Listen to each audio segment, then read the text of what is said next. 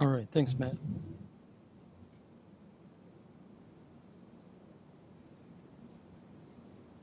Good afternoon, everyone. We'll go ahead and get started here. We are conducting this meeting by electronic means as permitted by open meeting law because of extraordinary circumstances. This meeting will be conducted by WebEx. This meeting will be streamed live and recorded. Are there any questions before we proceed? If not, I'll ask for a roll call for quorum, and Tammy will take a roll call. Thank you, Chair Lee. Susan Bento.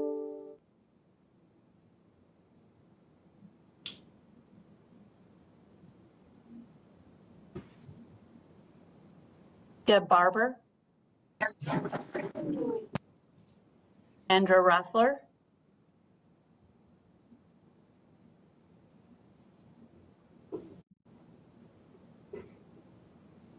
Quinn Galswick. Here. Amy Jorgensen. Here.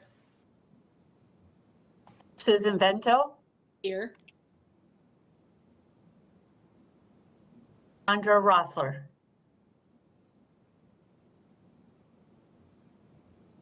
Chair Lee. Here. And now I will call Andra. Thank you. Thanks, Tammy. Next up is our agenda. We do not need a roll call to approve the agenda unless any committee members have offered amendments. And to my knowledge, there hasn't been any amendments set forth. If that is still true, then I hereby go on to the next item, which is the approval of the minutes. The December 14th meeting in 2021, everyone should have seen the minutes. Tammy, do I need a motion to approve the minutes? Or Yes. Okay. I will now entertain a motion to approve the minutes of the December 14th Audit Committee meeting. So moved. Thank you, Committee Member Galswick. Is there a second? Jorgensen, second. Thank you, Committee Member Jorgensen. Tammy, please take the roll. Susan Bento. Aye. Deb Barber. Quinn Galswick. Aye. Amy Jorgensen. Aye. Andrew Rothler. Chair Lee. Aye.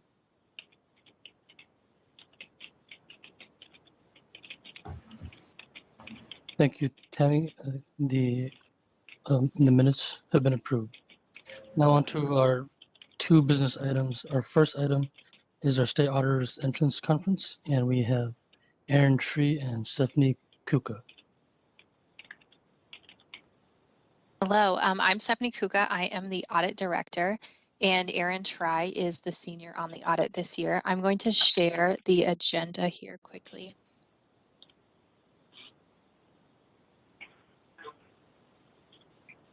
All right, can you see the agenda? Yes, thank you. Yep, okay. All right, a version did get sent to you earlier today, and I think you got the management entrance meeting, so I would probably recommend you follow along with this one. So the purpose of this presentation is to provide a two-way means of communication for matters related to the financial statement audit that are significant and relevant to the responsibilities of those charged with governance. Under staffing and administration, our staffing is going to be pretty consistent with prior years. We'll have a few new auditors this year, new to this audit engagement, but not new to our office. As far as staff timing, staff members have already started audit planning, updating systems, narratives, and performing testing. And our audit work is really based on the schedule of completion dates, which have already been provided by management. This next section is the Statement on Auditing Standards, the AUC Section 260. Auditing standards define those charged with governance, and it establishes communication requirements between us, your auditors, and those charged with governance. At the Metropolitan Council, we've identified those charged with governance as the members of the Metropolitan Council and the Audit Committee. Our engagement letter covers specific matters that are required to be communicated to those charged with governance. And the following is just kind of like a summary of the information communicated on the engagement letter. So I will go through some of the key points.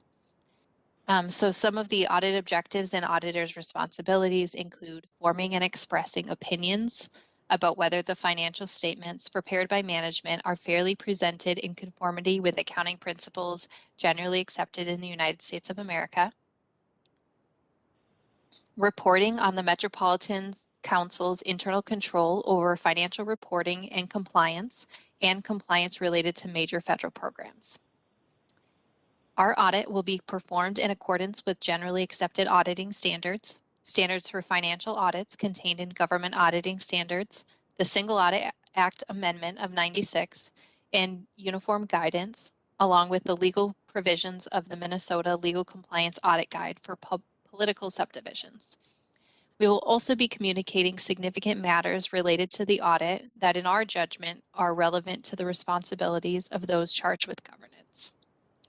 This next section talks about the responsibilities of management, and they include designing, implementing, establishing, and maintaining effective internal controls, identifying significant contractor relationships, making all financial records and related information available to us, providing us with access to all information of which you are aware that's relevant to our audit, adjusting the financial statements to correct material misstatements if there is any identified, designing and implementing programs and controls to prevent and detect fraud and informing us about any known or suspected fraud, identifying and ensuring that the Metropolitan Council complies with applicable laws, regulations, contracts, agreements, and grants, evaluating and monitoring non-compliance with federal statutes, regulations, and terms and conditions of federal awards, identifying all federal awards received and understanding and complying with both the compliance requirements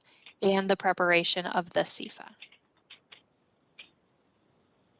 Preparing the required supplementary information and any other supplementary information, establishing and maintaining a process for tracking the status of audit findings and recommendations, identifying and providing us with previous copies of financial audits, attestation engagements, performing audits, or any other reports that are related to our audit. Providing management's views on our current findings, conclusions, and recommendations, and a corrective action plan.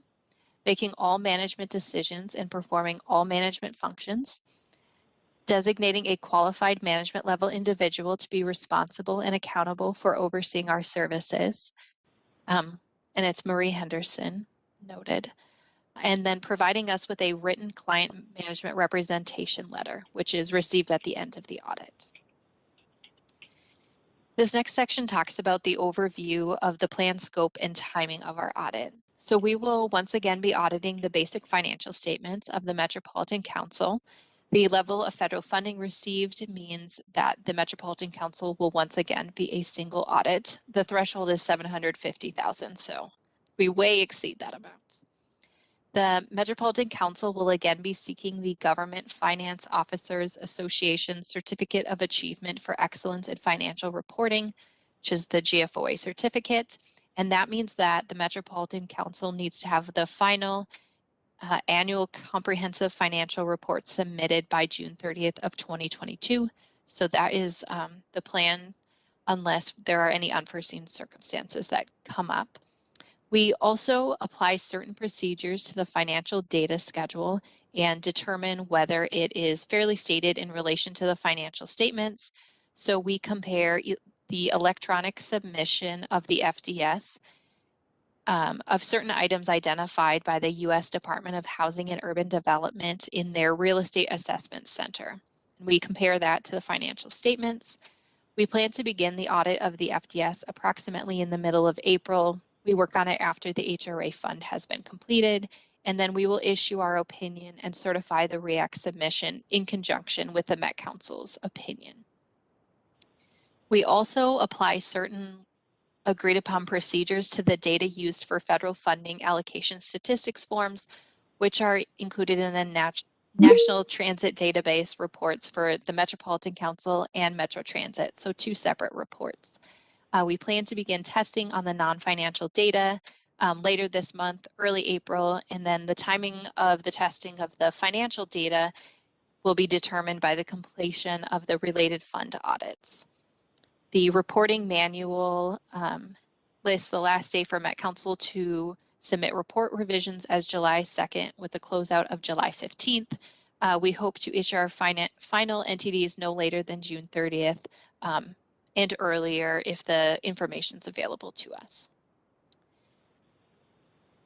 We have been working at home still. I think we have a similar return to work plan that the Metropolitan Council does, kind of following the state's guidance, starting at the end of April.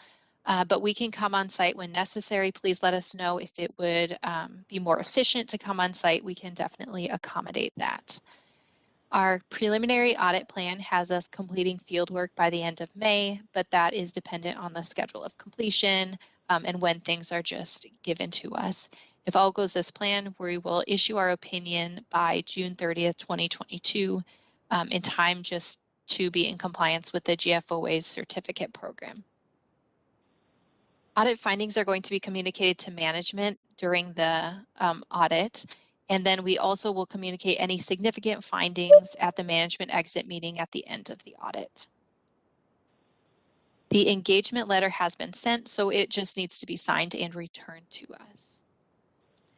For the federal single audit for 2021, the Metropolitan Council meets all the qualifications needed to be considered a low-risk auditee for federal audit purposes, which means we only need to test 20% versus 40% of the Metropolitan Council's federal dollars. Since the council expended more than 100 million, less than 1 billion, the type A threshold we will use is programs in excess of $3 million for 2021. And we calculate the type A federal programs because all type A federal programs are required to be tested at least once every 3 years. So looking at all of that criteria and then also looking at the CARES, CRISA, ARP Act funding, we have determined that we will be testing the transit cluster again this year. This is largely because it is considered a high-risk program in the compliance supplement, and which is largely because of the large dollar amount that was received through this program. The estimated amount we received on the CFA was about $425 million this year. And so we anticipate that this program will be enough to get us to that 20% coverage that we are required to test of the single audits. And then I will turn it over to Aaron and he will talk about this next section. All right, there was one finding in 2020, and that was the access to computer systems. During our review of access to the Metropolitan Council's computer systems, 2 of the 25 employees who we tested had left employment, but they did not have their access revoked until 14 days or more after their last day. And there are also 5 instances where the manager did not submit a termination request to notify IT of an individual's end of employment. And we will perform additional follow-up testing of the access during our current year audit. New accounting and auditing pronouncements. The Governmental Accounting Standards Board, or GASB, is the independent organization that establishes standards of accounting and financial reporting for state and local governments. There are 3 statements that will be effective for Met Council for this current year.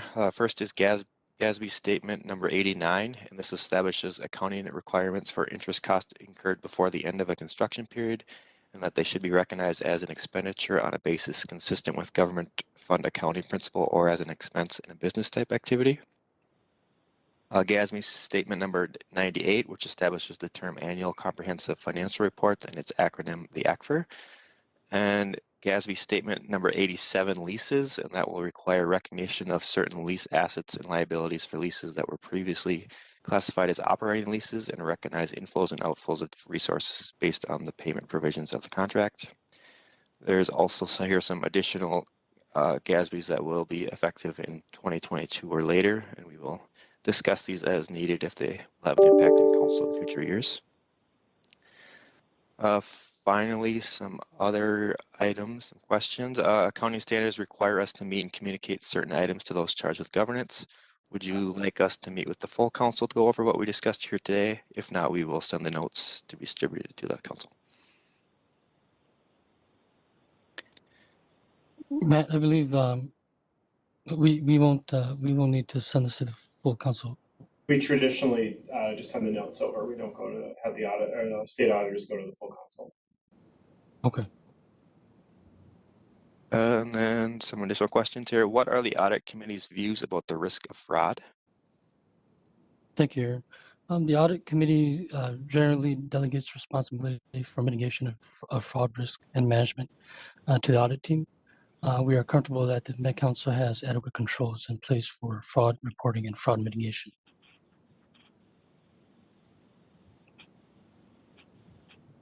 Do you have knowledge of any actual suspected or alleged fraud affecting the entity or its federal award programs? No, not that I'm aware of.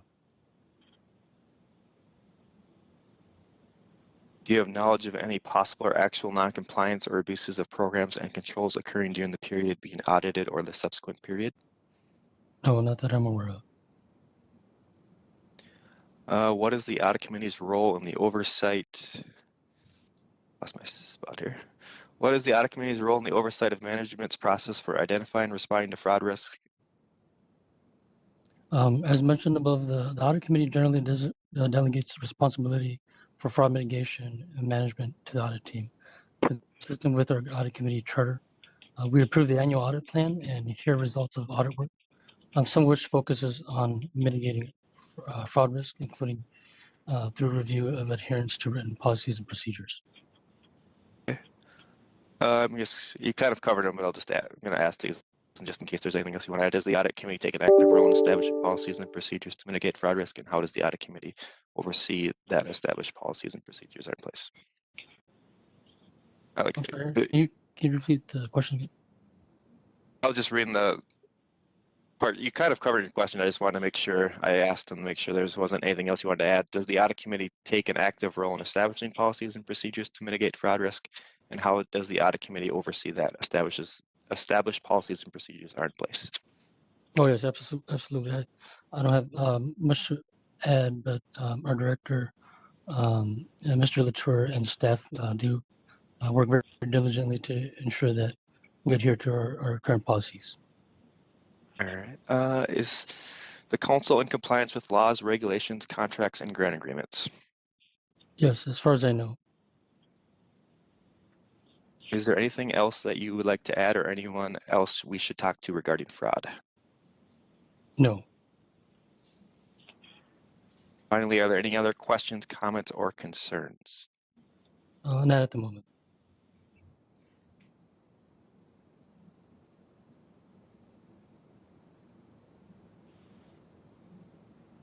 All right, does anyone have any questions for us? Any other committee members have any questions?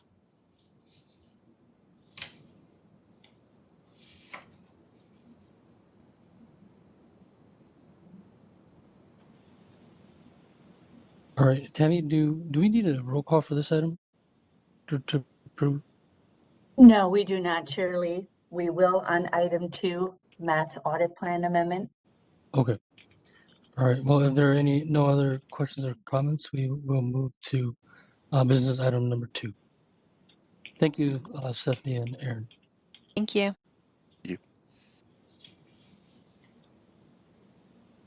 Our business item number 2 is our risk assessment and audit plan amendment. And Mr. LaTour, you have the floor. Mr. Chair, thank you, members of the committee. This is just a maintenance amendment to our audit plan, just adding and clarifying a few things from our December audit plan, which you approved. As I've mentioned before, we like to kind of keep these things up to date throughout the year to make sure they reflect our current priorities. There's really 3 changes of note. The clarification is within all within the council-wide area of the audit plan. The clarification is under internal control questionnaire reviews of IT controls. We're just splitting that into 2 items and specifying the topic areas that we'll be looking at this year. One is change management, the other is life cycle management. We'll plan to sort of look through the different types of internal IT general controls over time. We just want to be a little clearer about what we're planning to look at this year, and it helps us with the consistency of having number of items on the audit plan, number of audits and tracking and things like that. So that's really all that change is. The added item is called vendor file management. We added this based on some work that we recently did on our paper checks, which you'll hear about later today. No obvious red flags here or major concerns, but the vendor file is something that we've had on our list to potentially audit for a while. And just based on some of the work, and we feel like there's a pretty quick audit here with some low-hanging fruit that we can get to. And rather than put it off for another year, we thought we'd just jump in and try to tackle this one while it's still fresh on our minds. So again, nothing major concerning here. Obviously we'll get into it with the audit and see if there's anything we find, but it's really just kind of an item that we think we can make some improvements in a relatively short time frame. So that's all I have for changes for now. Are there any questions I can answer for the committee members? Do committee members have any questions?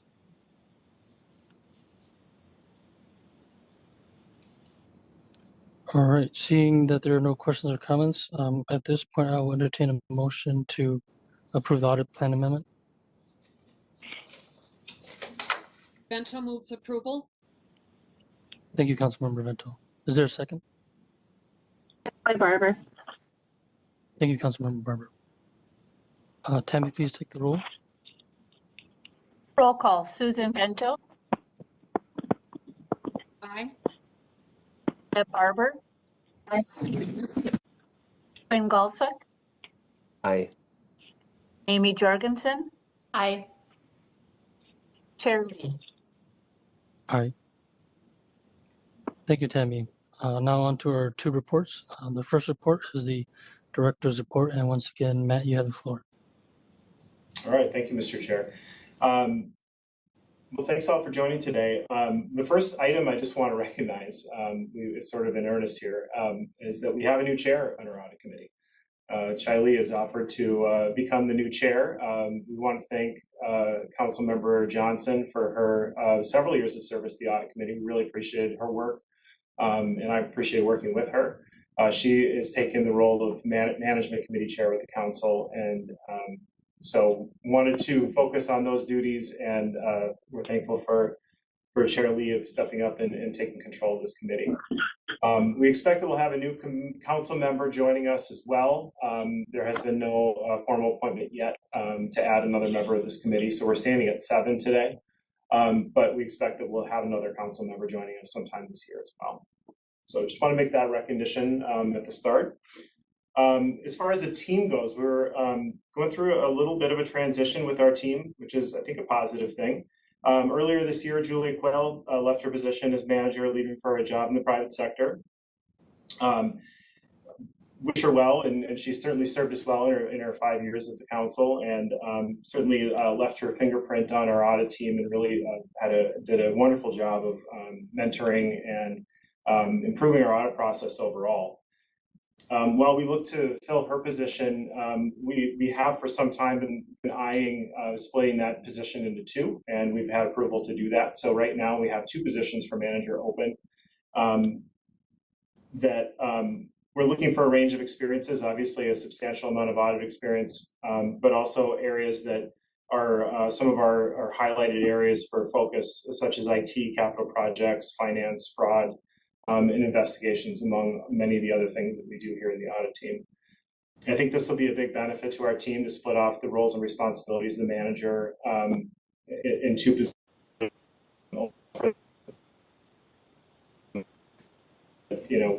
that our staff really needs and deserves. And so those positions are open continuously right now. I shared them within LinkedIn and some other sources. So if you have questions or have somebody you think might be interested, please let me know and connect with me on LinkedIn, and I can make sure that gets passed to them. We also have recently posted, but just closed, an Auditor 1 position. And we're hoping to fill that relatively quickly in the next few weeks. And we're also in the process of selecting 3 interns from our annual internship program. Our group of analysts in charge right now are working on interviews. I think we've got 12 candidates and plan to interview those candidates in the next week or two. So some changes going on around our staffing. Related to COVID-19, the council has announced, as Stephanie alluded to, that we'll begin working our telework schedules, our hybrid approach on April 18th. That's the date that, although you see me obviously in the office today, many people are already coming back. More staff will start coming back in the next month, and we expect that by that date, most people will start to work, at least some in the office, according to their telework schedule.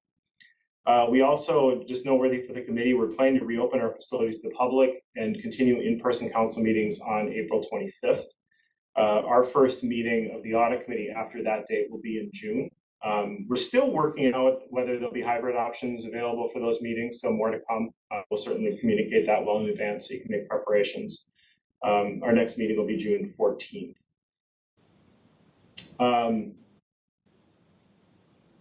So I covered that. I continue to serve as the planning chief, as I've noted for, this must be about my 7th or 8th meeting noting this for you. But we are in the process of beginning to stand down our incident command. As we shift towards in-person work, the incident command will begin to stand down, and we're certainly using the term suspending because, as many of you know, we're still monitoring and tracking variants all the time, and staying prepared in case we need to take measures in the future. But at least for now, we're looking at a kind of an exit strategy for that group, and handing over any decision-making to people outside of just normal course of business outside of incident command.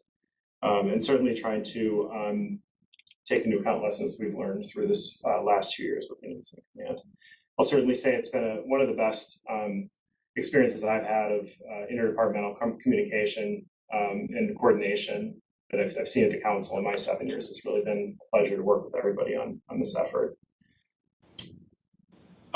Significant external audits. We actually have quite a few right now. You just heard about the state audit that's going on.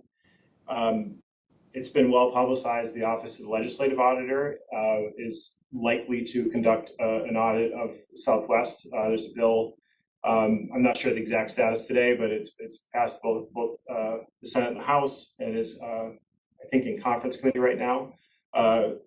We have responded to questions already. Really, a couple rounds of questions from the legislative auditor already. So we've already developed that working relationship, and we expect that'll be a constructive working relationship once the formal audit begins sometime this year.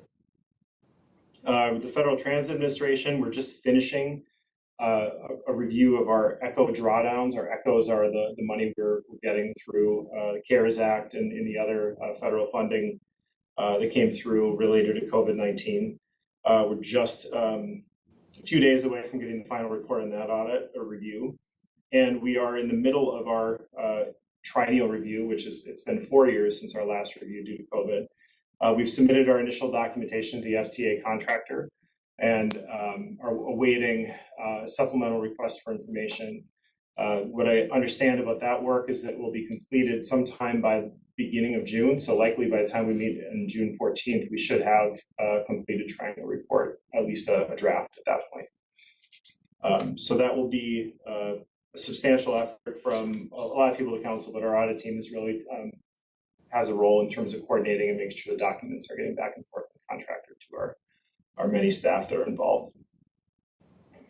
Within the audit team, our audit plan completion, a couple of recently completed projects. You'll hear about paper check processing today.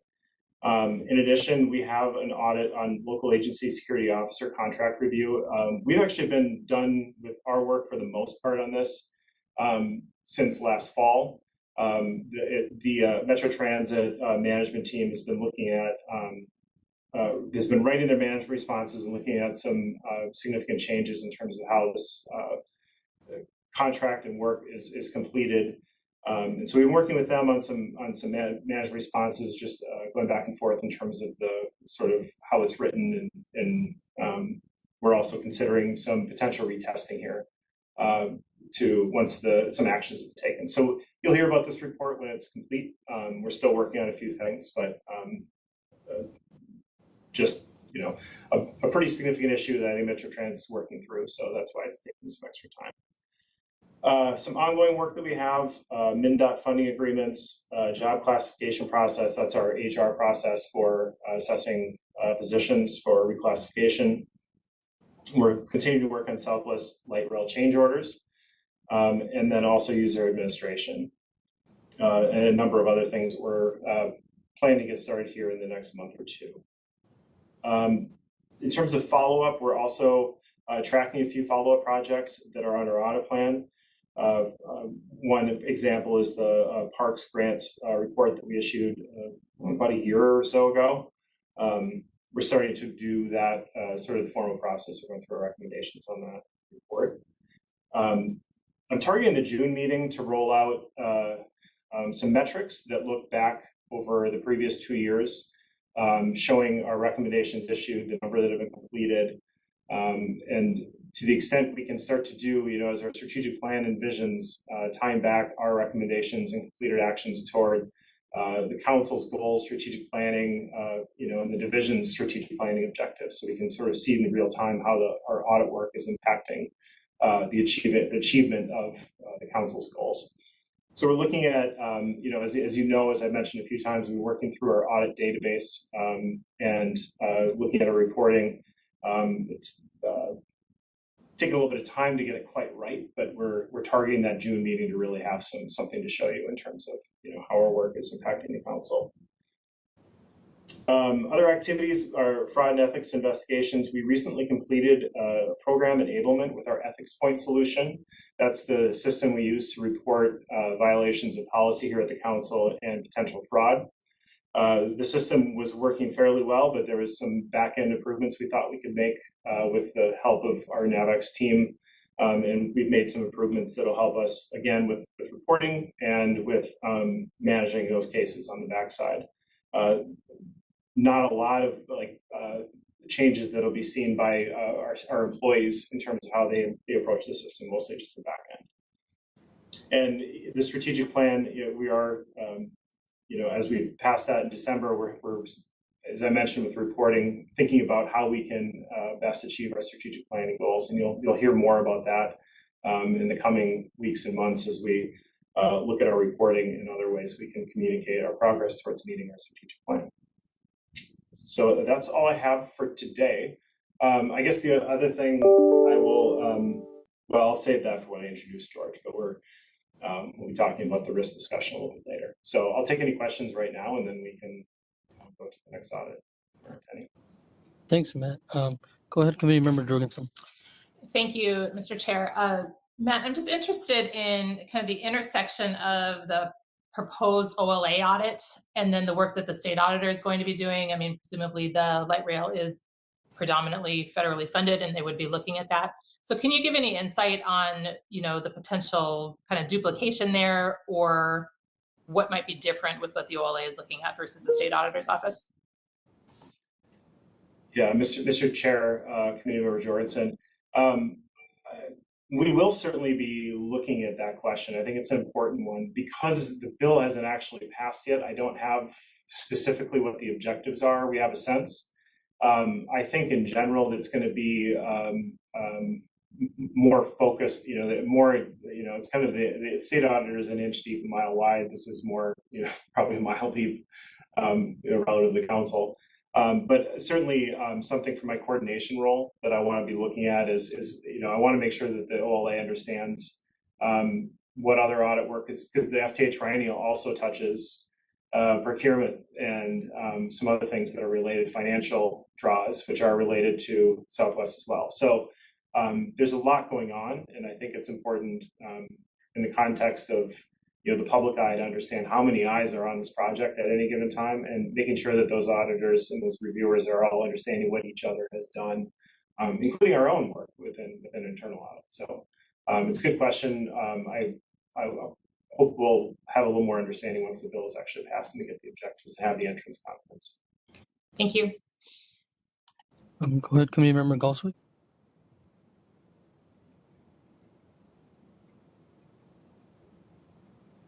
Oh, Quinn, you're muted. Thank you, Chair Lee. Just to continue on Community Member Jorgensen's comment related to the Southwest Light Rail, and I was thinking a little bit more, Director LaTour, about your change order review that you're doing. What is your time frame for when you think that's going to be completed? And are you expecting, or are you shooting to try to have that completed before any expected formal OLA review? So again, can they try not to cover some of the same ground that you and your team already have covered? Sure, Mr. Chair, Committee Member Galswick. Yeah, we are in the process of working through exceptions right now with our change order review. So we expect that we should have that work substantially completed, likely within the next month or so, likely in advance of the OLA. Certainly would encourage, and that's part of the coordination efforts that'll take place, is what have we done and what can we share to potentially and give them a sense of, not only to the extent that we're making recommendations to improve our own processes and project files, but give them a sense of where they might want to focus their energy. So yes, I think that work will be complete by the time the state or the OLA, assuming we're on about the timeline I think they will be, which it's still in the legislature, so we still have to wait for the final bill. Does that answer your question? Yeah, thank you, Matt. And I think just my thought on it was that I would assume that the change order review would be a large component of what they would be interested in. So again, I think it's good for as much as the council can try to get ahead of that and be working to try to implement some of those recommendations that you and your team may have before they come. I think that's a good idea. Okay. Thank you. Any other questions or comments for Matt? Matt, I just have two comments. In general, first of all, I'd urge everyone in the committee and even the staff on the call here to help spread the word about the 2 jobs openings as much as we use technology and social media to spread information these days. A lot of folks are still looking for jobs and getting jobs through word of mouth, and personal references are still a very powerful way of networking. So please help us do that so we can attract the best candidates for our pool of applicants. And I also want to thank Matt for all his work with the incident command structure. Thanks to the fearless leadership of Governor Walsh and Matt. And this is March 22nd, and it is a sobering reminder that we have entered year 3 of the pandemic. And even though that work kind of winds down, we have to still remain vigilant. So thank you, Matt. Our next item is for reports is paper check processing audit. And for that, we have Nicholas Jelinek, Timothy Larson, and Teng.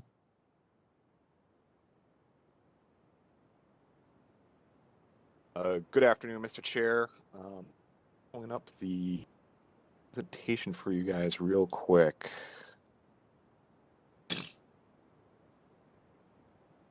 Okay.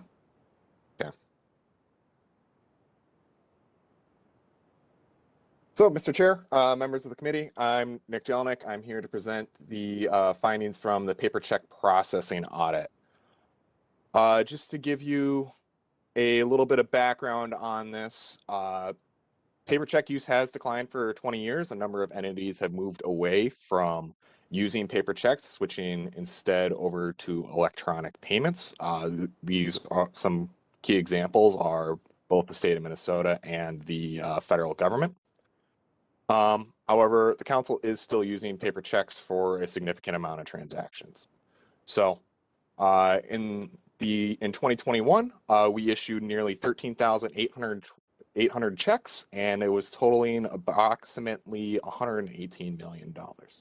So with that in mind, here is the breakdowns of checks that we issued in 2021 by our various pay cycles. We have 4 pay cycles here right at the council that the checks make up.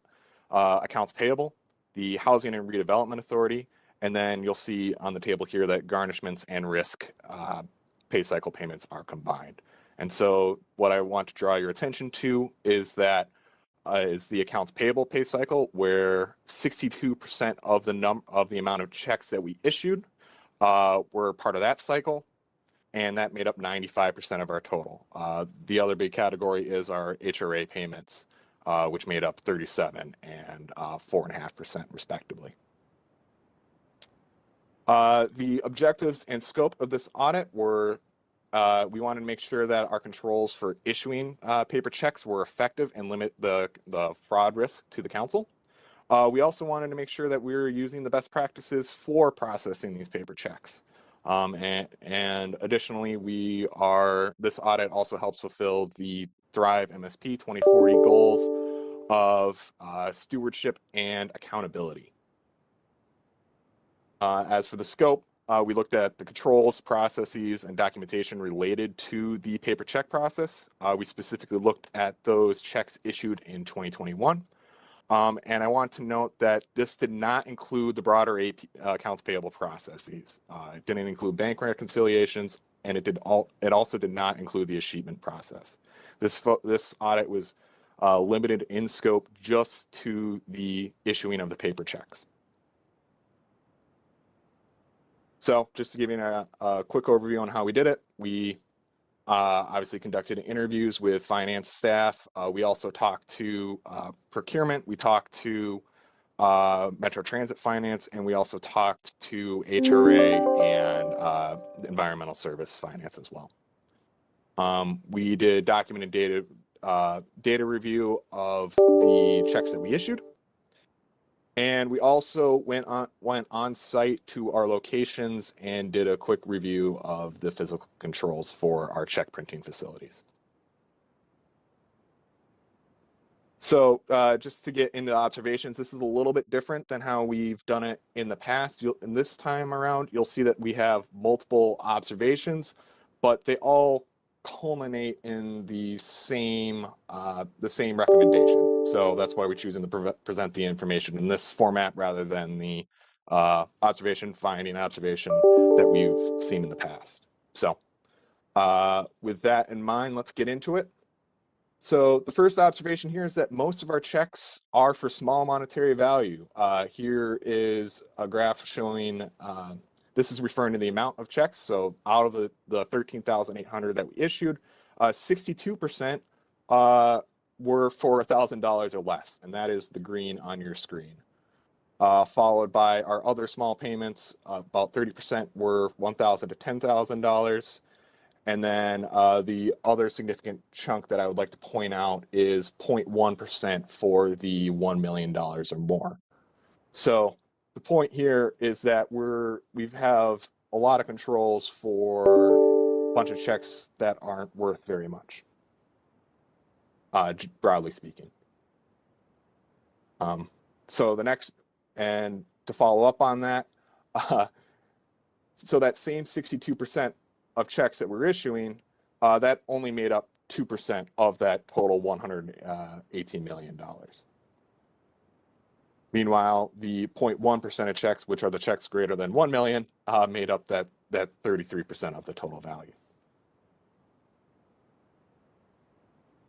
So the next piece of this is that we were issuing checks to entities that should have electronic forms of payment available to them. This included groups such as governments, big box stores, universities and colleges, media entities, pretty much you name it, we paid them by check.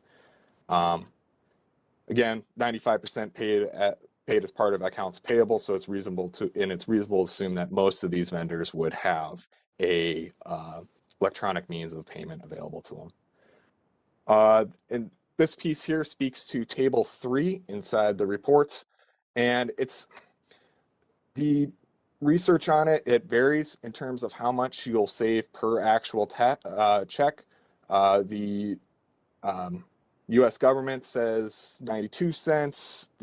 One of the executives for Bank of America suggested 20. The NACHA Association, which is the association that governs the ACH payments, they think it's anywhere from 2 to 4. So we've got a pretty broad range of how much we could actually save per transaction. So, and then internally, our own staff estimated that it would take them it takes them an extra 15 to 20 minutes per check run over using electronic payments. So just to go over a couple of the causes and effects here, the council's never prohibited using checks as a form of payment, so people use them. We don't have any requirements for vendors to be paid electronically. And on the HRA side, we have received some resistance from landlords who want to have that physical check in their hands. So the effects of this is that we're consistently using checks for payment, and we've created an expansive, inefficient control system to process all of these payments. And then obviously with more checks, there's an increased risk of check fraud. The final observation before we get into the first set of findings here is that some payments do not comply with the procurement procedure specific to the check requisitions process. Just for a little bit of background on this, the check requisition process doesn't necessarily mean a check, but it is a way for people to request a vendor to be paid. So this got caught up in our review, but the procurement procedure is very clear on what check requisition can be used for. The conditions are listed in the report there. In our review, we found that 18 out of 25 payments that we selected did not meet that criteria. So, and just to give you a couple of examples of, there were some payments for HRA tenants, there were some refunds for either overpayment or a check wasn't made, or a check wasn't meant for us, and we also had some payments for legal services as part of this process. So basically, the effect of this is that we're unnecessarily increasing the resources spent on processing these payments. Another piece of why we wanted to focus in on this is, I'll get into it here in a second. Sorry, I apologize. Got ahead of myself. So our recommendations is that we stop issuing paper checks and require payments to be, require vendors to be paid electronically. That's the first one. And then the second one, specifically to the check requisition process, because if we are going to stop issuing paper checks, people may try to find other ways to get people paid. So we need to enforce the existing controls that are listed in the procurement procedure and consider updating the exceptions to accurately reflect our needs. We also recommend that the CFO should document and justify exceptions. For this, both the management has agreed to both findings or recommendations. Now, this next observation deals with the physical facilities. So we discovered that we are limiting access to our printing facilities, but we can improve them. We have multiple locations in which we're able to print checks, but we have different security standards between the two of them. We also discovered that the facilities were accessed multiple times after 6 p.m., which is outside of the business hour, the operating hours per the union agreement. We also discovered that there are other items stored in the check processing room that are not related to paper checks. And as such, the causes and effects for these were that we didn't have, the other items were not regularly inventoried that were kept in these rooms. So the causes for it were there was an irregular inventory, we didn't have any limits on the access hours ahead of time. And as the effects were that we were allowing unnecessary personnel in this area. Because we were storing additional items in there, we were requiring more people to have access to the room, and that all culminates in an increased chance that someone could intercept these checks. So our recommendations is that finance should consider additional controls, including the addition of cameras, limiting access to normal hours of operations, and periodic review of employee access. And also that Metropolitan Council Finance should immediately inventory the additional items that are stored in the facility. And as before, management has agreed to both findings. So I know I spoke fast, but if there are any questions, I would turn over the floor back to you, Mr. Chair. Thanks. Go ahead, Committee Member Jorgensen.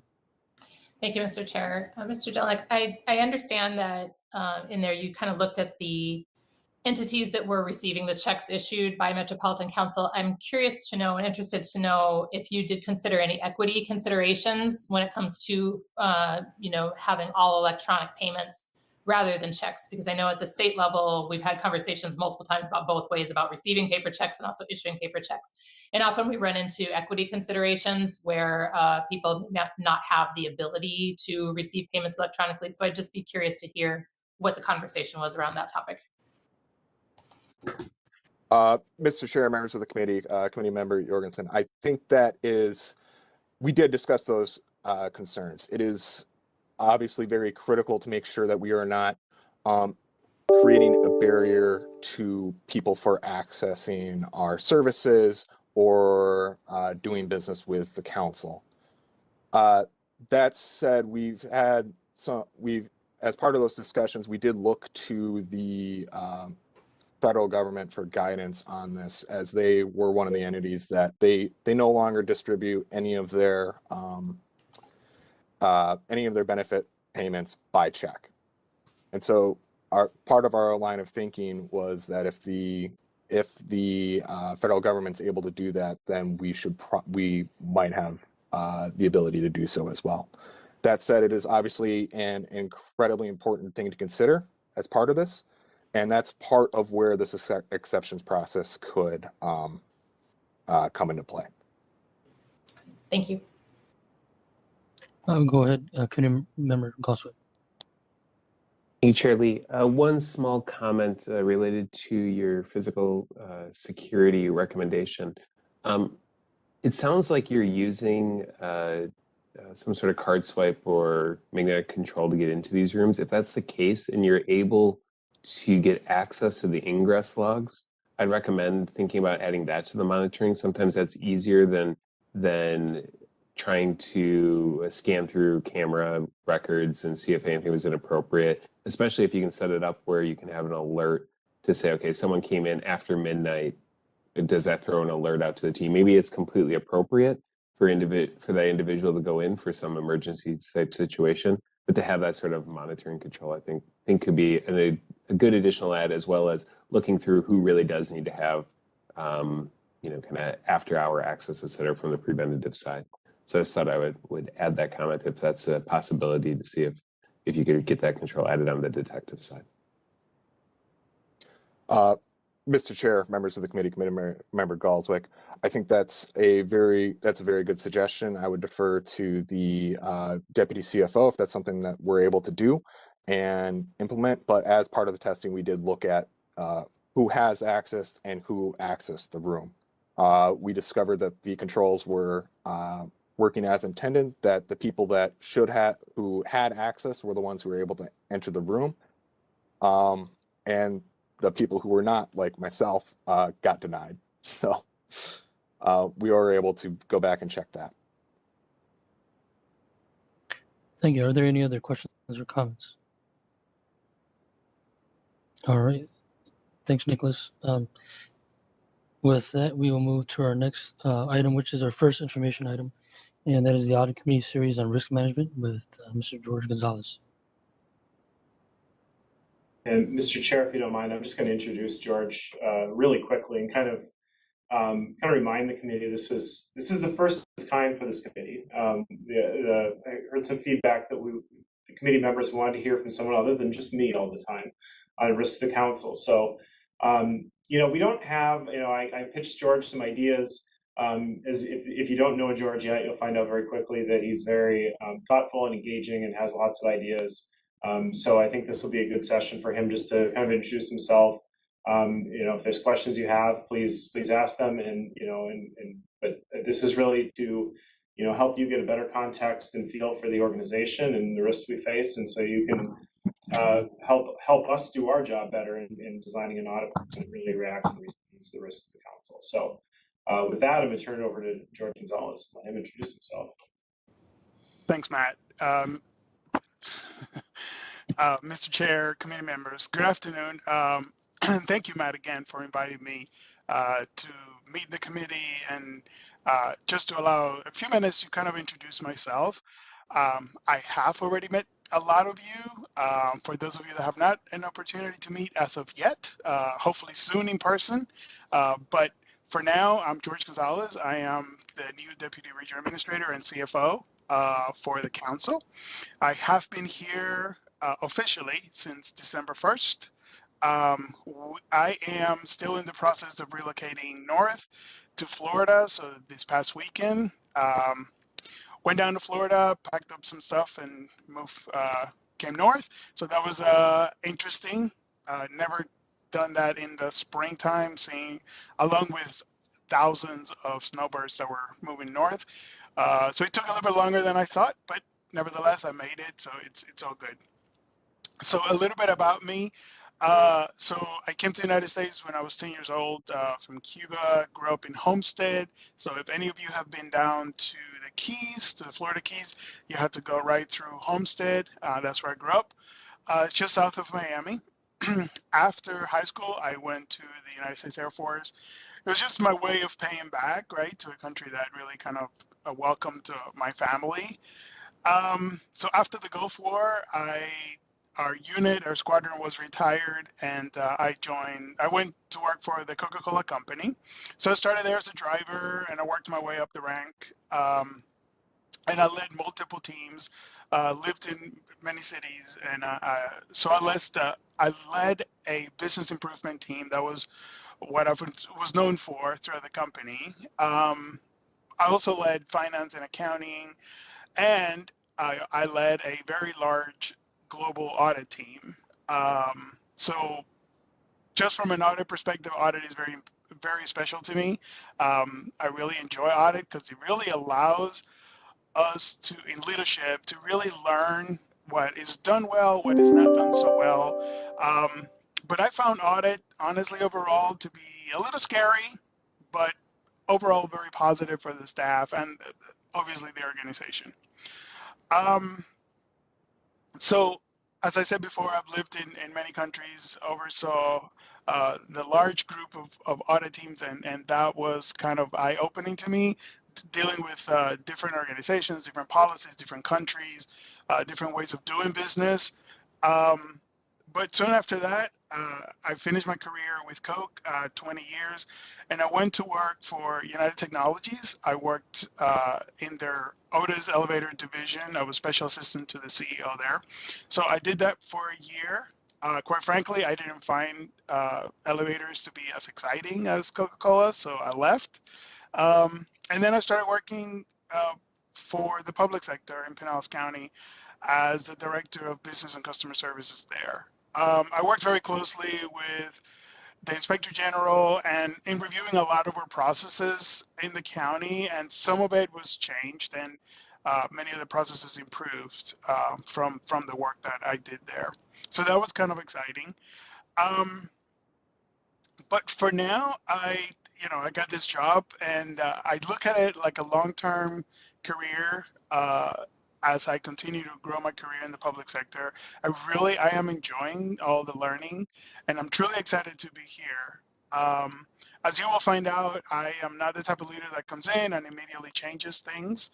I take the time to really learn and work with the teams that are already in place, right? They have the experience, they have the know-how. So I am looking at over the next year to really continue to learn the processes that we have in place. And I'm excited that, for example, the audit team just reviewed our check process, which clearly has some gaps, and we're going to work on fixing those and correcting those. So I like to come into an organization or a team and look at things from a brand new set of eyes.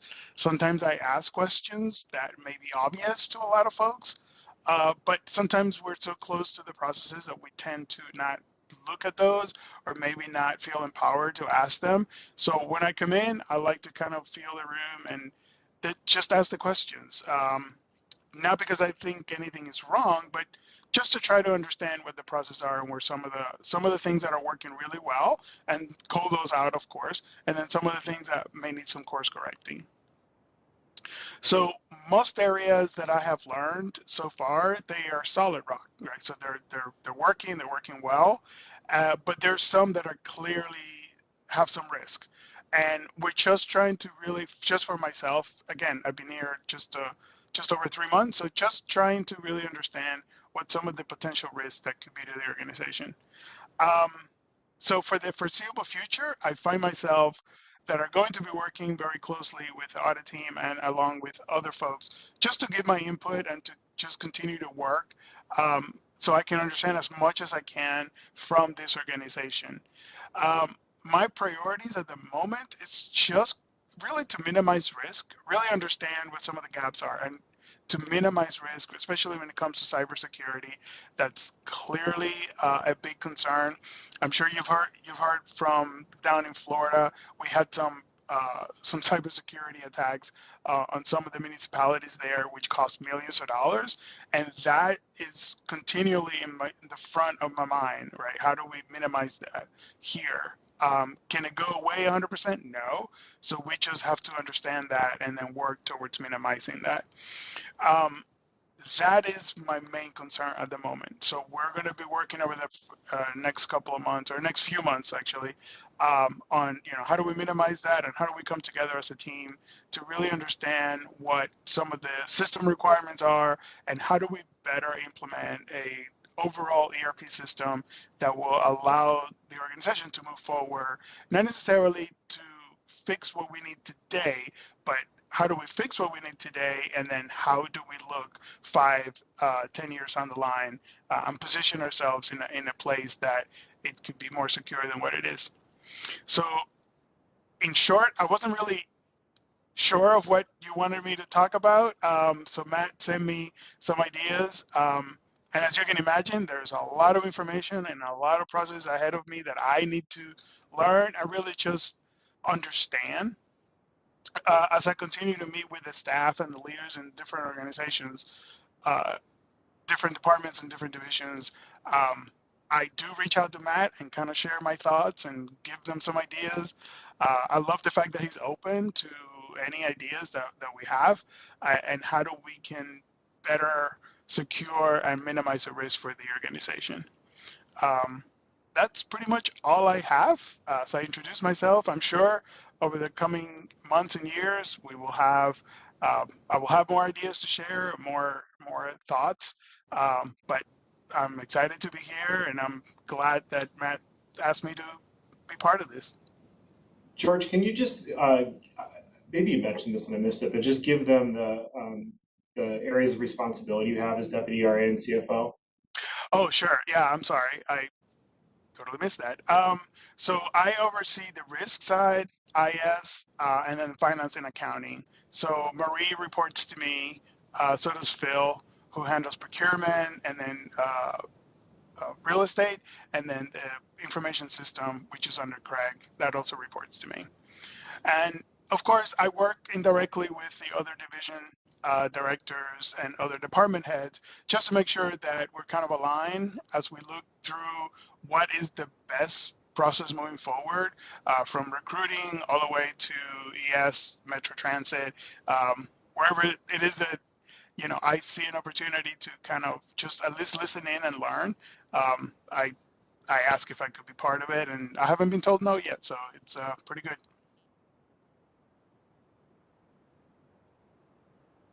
Thank you, George. Does anyone have any questions for George? Go ahead, Committee Member Gonzalez. Thanks, Shirley. Thank you for your update, George. I appreciate that.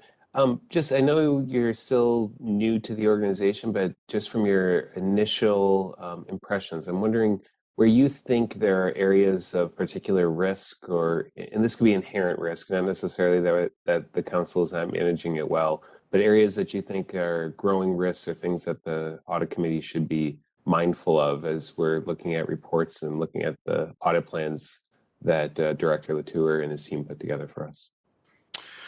Great question. Thanks, Chairman and committee members. Still getting used to the lingo, so I apologize. At this point, I'm still trying to figure out, where some of those inherent gaps are. The biggest concern that I have, to be honest, it's just a system from a system security perspective. And I know that over the last several weeks, we've put some, multiple identifiers to log into our system. And that's something that I'm working with Craig on just to see how we minimize that. That's, to me, it's the biggest risk that we have at the moment. Obviously, Marie had already asked prior to my arrival here, as I understand it, to review the check processing process, which I think is also a big risk for us when you look at the amount of dollars that are going through. But at this point, that's all I have really that I can dig myself, sort of start digging into it and kind of understand a little bit more from our overall processes. Okay. Thank you. Councilmember Barber. Thank you, Mr. Chair. So I come out of the medical device industry where risk management is a very specific activity and it's a quantified process where you go through and you figure out all the ways something could fail and you assign severities and the level of risk. Do we do something like that similarly when we look at some of these systems, or is it more of a kind of a qualitative assessment? How do you approach those things? Me in particular, right? You're asking, right? Mm-hmm. Okay. So, Chair Member, Chair and committee members. So that's a great question. So where I come from in the private sector, that's how we do it, right? So we look at risk and then how do we qualify that? Here, I'm still trying to get the sense of how we do it from an audit perspective. And I don't know if Matt can provide you a little bit more details than I can at this point. But the way I look at it is, what is the weakest link that we have? And I start there. So when I started talking with Craig, as I was being set up in my computer, I started looking at, okay, how do I access the system and how easy it is for me to be able to do that without a whole lot of identifying me as me. And that's what started the conversation with Craig, because I was able to log on initially, and that's been corrected, without really having a lot of multi sign on. And I was like, whoa, this is a risk that I have. Also, just from an approach of what I'm listening to folks saying, oh, I can access the system from here, or I can access the system from there. It's just a continual concern that I have. So I review as I'm hearing, and then the more I learn about the organization, that's kind of my approach at this point. I don't know if I answered your question, to be honest, but I look at it right now, it's just my concern, it's a security access to our system, because we have a lot of systems that multiple people use. So it just concerns me. Yeah, I think you answered the question. I think that, it sounds like that's a process that you're still evaluating. And like I said, it's sort of taking same thing as my private sector experience where, it's a little bit more regimented. So how to apply that in the public sector. So I'd just be curious to see how it evolves. Thank you. Mr. Any Chair, other questions? Can I just jump in on that? Because I think we at the council have not done, sort of that enterprise risk management strategy. Our audit team has done a risk assessment every year to help inform our audit plan. We certainly have tried to have that discussion, start to incorporate the term, even just using the term risk around the council and more. I think, some of I see Charles is on the call. I know that when we do project-based work, we tend to have that discussion around all of the risks that could potentially come up around a project. So I think to the extent the council, we can kind of move in the direction. It's going to benefit us. It'll benefit the council and certainly management as well. And I should note that one of the people on the list for this year, I haven't approached him yet about what we're going to talk about, but Phil Waljasper his team used to focus primarily just on workers' comp and insurance and things like that. And I think his title is trying to move towards more of an enterprise risk management approach. And so I think he's just getting his feet wet in terms of what that means and what that might look like for the council. But certainly a question we can continue to sort of think about throughout the year. And certainly something that will benefit us as an audit team and audit committee, I think. Thank you, Matt. Are there any other questions or comments for George? All right. Thank you, George. Seeing none, we will move on to our next item. The next item is a reminder that our next confirmed audit meeting is June 14th. In the next couple weeks here, Tammy will send out a scheduler to confirm them. I don't know if Tammy or Matt has anything else to add to this item. No, just a reminder that we'll work through, the logistics. A lot of us will be back in person by then, and council meetings will be taking place in-house. So more information to come. We still certainly have some technology and some, hybrid open meeting law issues we got to consider before, especially with advisory committee meetings. So more to come. And as always, thanks everyone for coming. And if there's questions, let me know. All right. Thanks, Matt.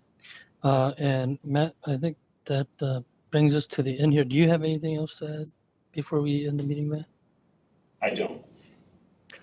All right, folks. Well, thank you for your patience as I chair my first full meeting as the official chair. When I first was asked to be chair, I was a little nervous because I've never been a full chair before.